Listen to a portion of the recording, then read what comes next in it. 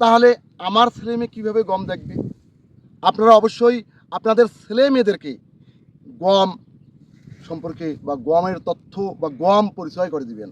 তাহলে আমাদের উত্তর অঞ্চলের ছেলেমেয়েরা গম চাষাবাদ দেখে না, রেয়ার।